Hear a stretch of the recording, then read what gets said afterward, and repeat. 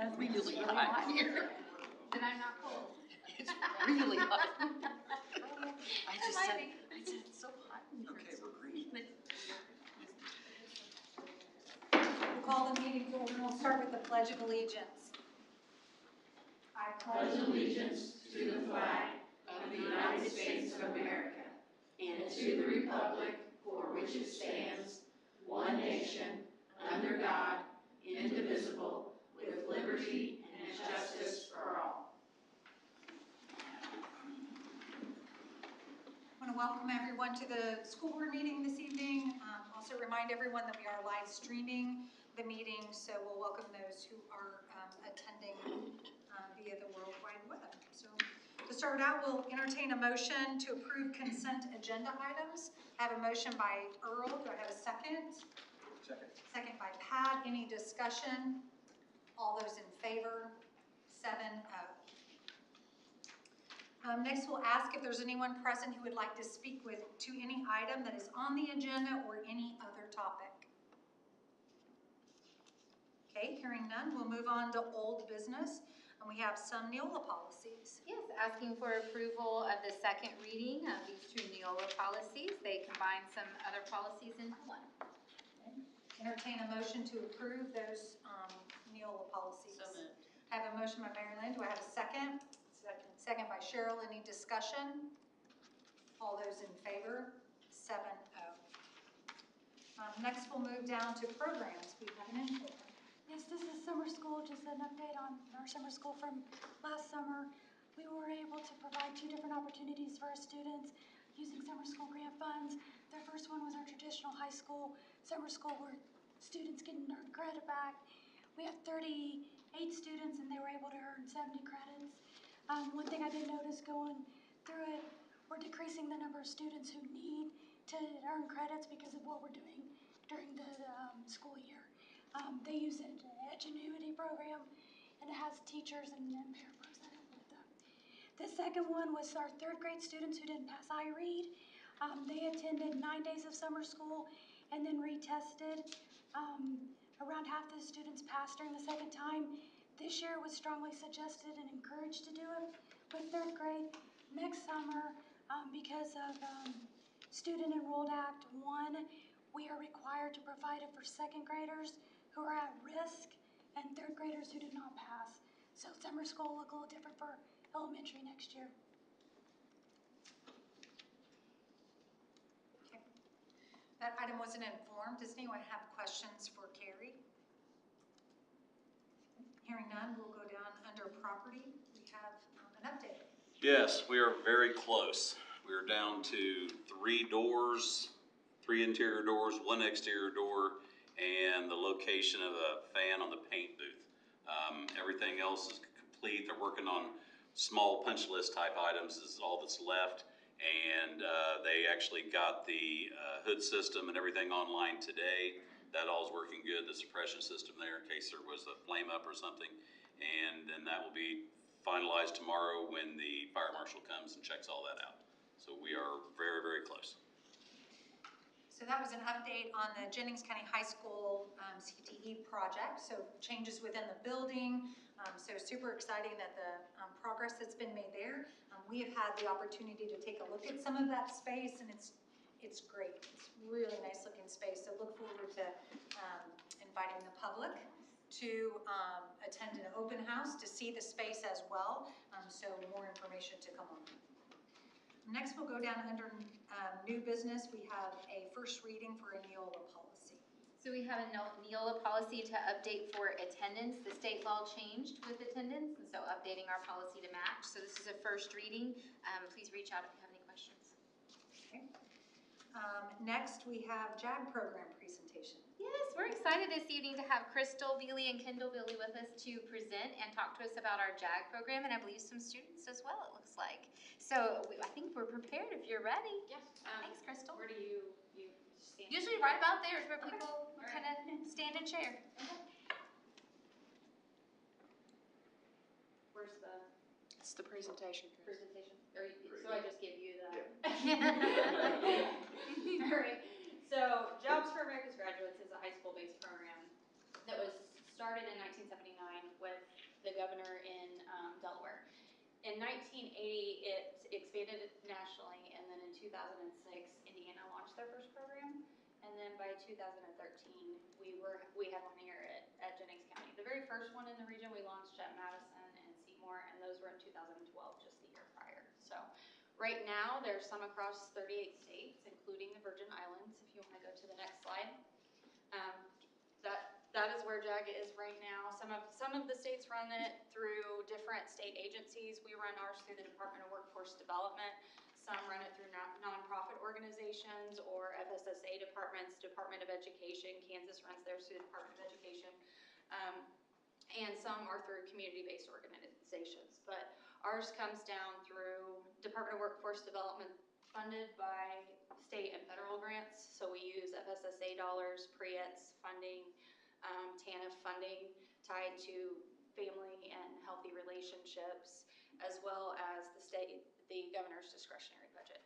So, and then there are several model applications right now. Jennings County High School is only utilizing the multi-year program, but there are middle school programs, there are alternative education programs, and I'm trying really hard to get myself a post-secondary success program. So we've been working with the campuses in Lawrenceburg and the one at IUPUC to try to launch something there at Air Park campus to be able to have a JAG program at the college level as well. So next.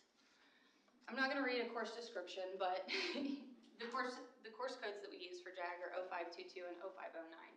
They are a little similar to career exploration courses. In JAG, you're learning career readiness, you are learning about your local labor market, and you're running a lot of projects out of something called the Career Association. That Career Association kind of mimics FFA and its leadership structure, and the students do leadership, community service, a variety of projects through which they learn their curriculum, but are also accomplishing things within their local community and being a part of that local community. In order to qualify for JAG, you have to have 6 barriers to success, and those barriers to success can be anything. They can be academic barriers, they can be social barriers, they can be work or life barriers. Self-esteem, you can see, is on these are the top 6 barriers that students in Jennings County were facing this year. So economic disadvantage, that's anyone that's on the free and reduced lunch list. First generation college bound, that's obvious.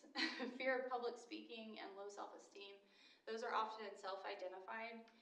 Those are things that can be a barrier when you're transitioning into the workforce or even in academics where you can struggle to transition into post-secondary school. No extracurriculars. A lot of times when you're not tied to your school, when you don't have that extra thing that you're a part of, you see a decline in attendance and they're not as involved in their school environment. So JAG, we work to create kind of that extracurricular environment for the students. And then of course the lack of transportation. That would be any student that requires a bus to get to and from school or work. We have service targets in JAG, so I kind of shortened them. So field trip guest speaker, about 20% of our time is spent on employer engagement. So we're spending time with local employers, post-secondary institutes, things like that. They came in at around 16% last program year. Community service time, we shoot for about 10%. The students at Jennings County High School spent 24% of their time on community service projects. And when I introduce them in a second, they'll talk a little bit about what they're going to be busy doing this year. And Career Association, that is that club piece, that club aspect. And so they've spent about 16% of their time on that, target around 30%.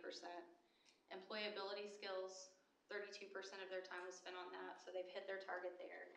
And then academic remediation, one of the first metrics in JAG is to keep them on target and to get them to graduate. And so we spend a lot of time doing grade checks, a lot of time learning to manage all the things that you have to manage in high school, between your athletics or your extracurriculars, your academics, your jobs, your things, so that they can be successful and meet those timelines in high school and end up graduating.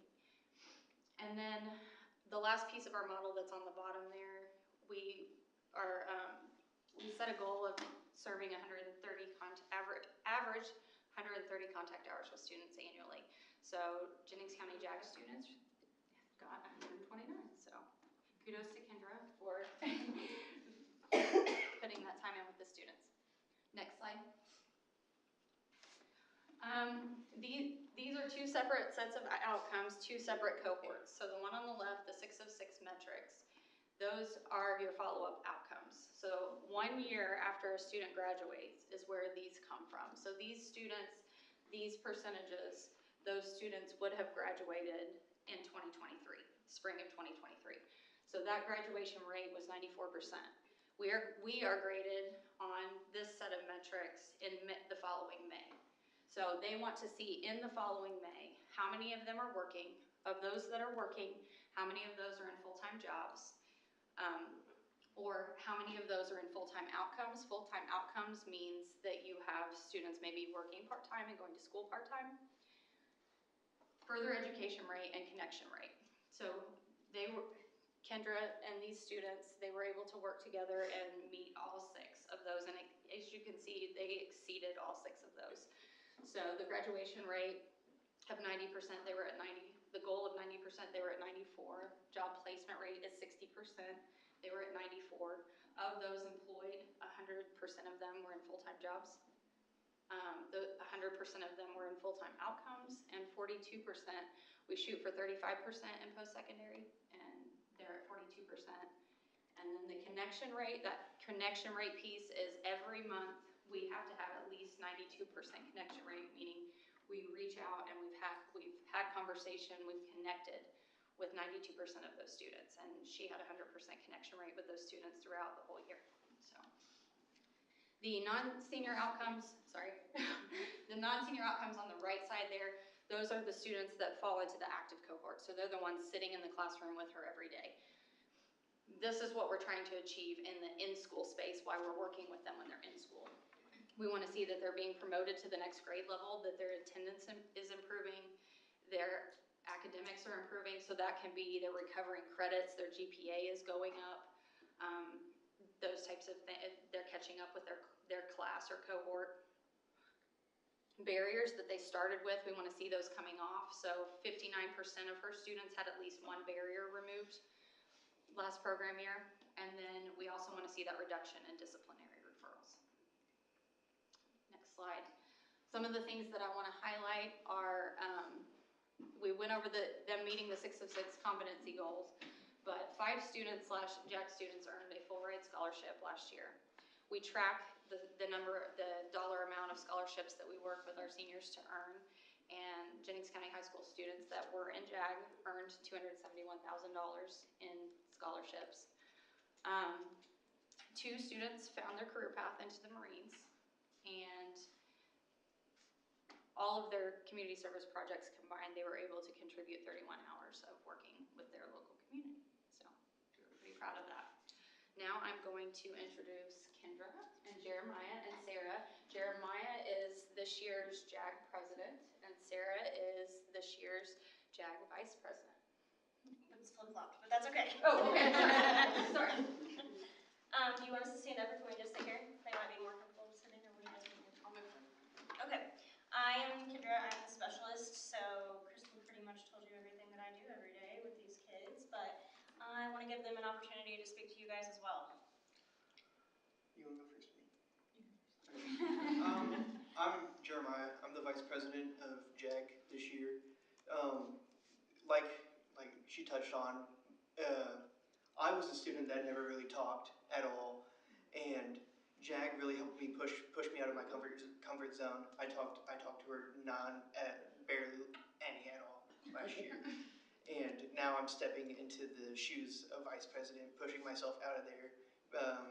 Trying to make myself more comfortable with public speaking, especially, and it's just helping me remove those barriers, and it's definitely helped me look for those job opportunities and show me what careers I have interest in and what ones I would like to pursue. I'm Sarah. I'm the president for JAG, and I joined JAG last year, and again, I was the quiet kid, who didn't really talk, didn't want to do anything, just didn't really volunteer. But this year I have volunteered for a lot more things, and I never felt the need to come to school, I never felt the importance. But when I got closer to Miss Bealey, you always have that favorite coworker or teacher, and she happened to be mine this last year. And I've been able to find what career path I want to go into, because last year I was absolutely clueless. So finding my career path has really helped me, and like applying for colleges like this upcoming week has really helped me motivational wise, and like being insecure as I was last year, it just has really boosted me as a person. So I mean, being part of JAG has really helped, and I would really like I wouldn't want someone else to do it. Like I want other people to do it because it really helps. What amazing testimonials. That's wonderful. Well, thank you. We appreciate you coming and sharing with us about the JAG program, and the history was also very interesting. I'm hoping that those that watch the recording get more information and maybe inspired to do it as well as they go through school.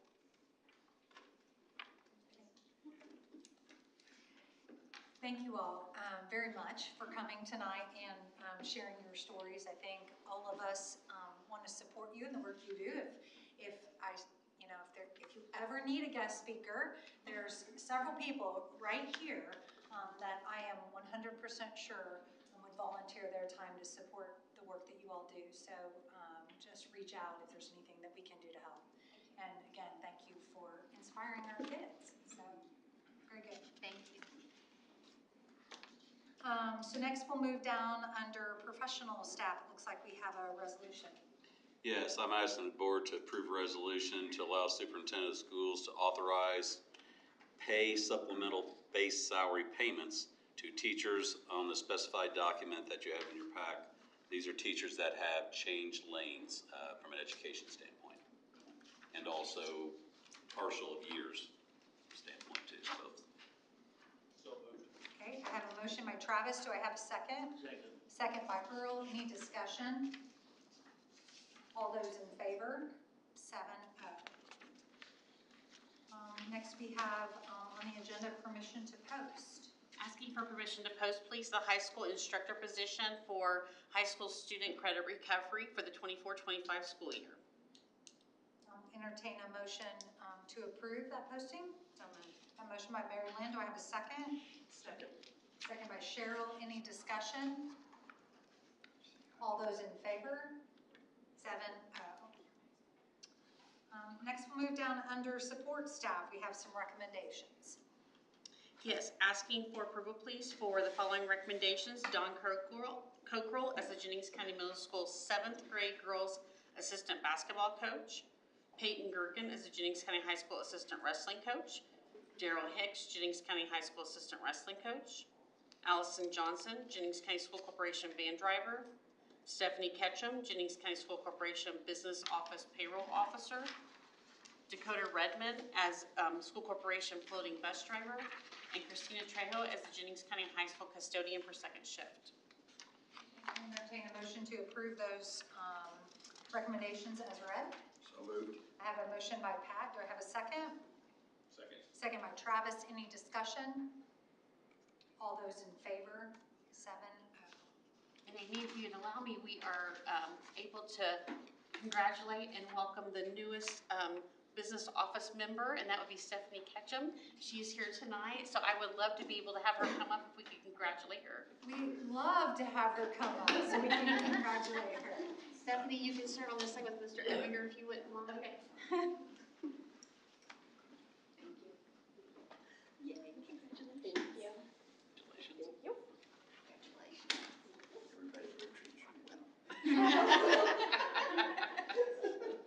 Welcome. Thank you. I was telling you before you see that she was going to vote against her. We don't want to lose. Oh, I'm glad you did it. Thank you. Thank you. Thank you. We're so glad to have you. Congratulations. Thank you.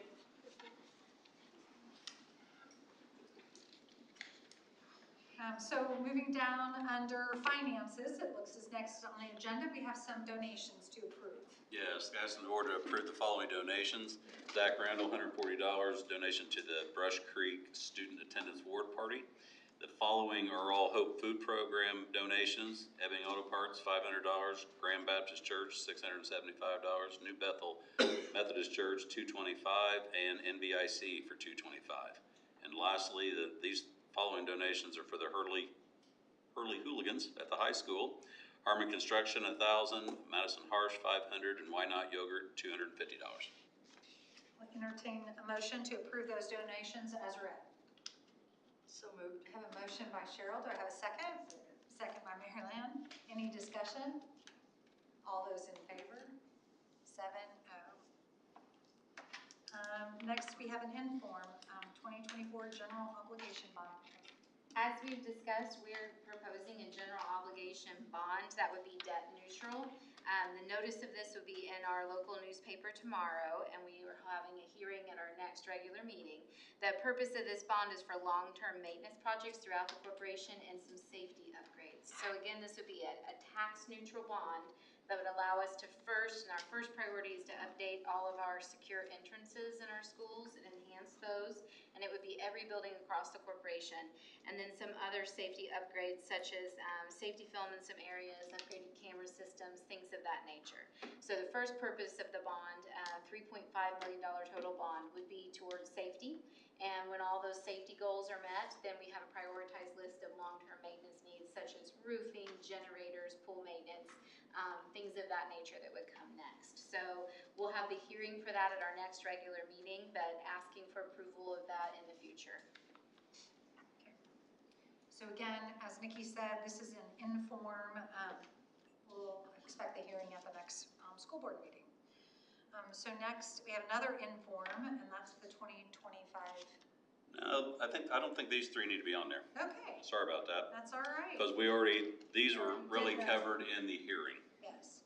So 3, 4, and 5 are not needed. Okay, so for those who are not in the room and maybe didn't jump on to the public hearing for the 2025 school budget, the three items, the budget, third presentation, the capital project plan, and then the bus replacement plan that was done in the public hearing prior to this board meeting. So we'll bypass those on the agenda. So next we'll move down under property. We have a 2025 roof proposal. Yes, as we do every fall, we are trying to, want to inform you about the roof upkeep. We pretty much, if we don't do a roof repair or roof replacement once a year, we'll get really buried at some point and not be in a really bad position to be able to do that. So we're proposing that Martin Riley give us do the proposal for the roof facilities.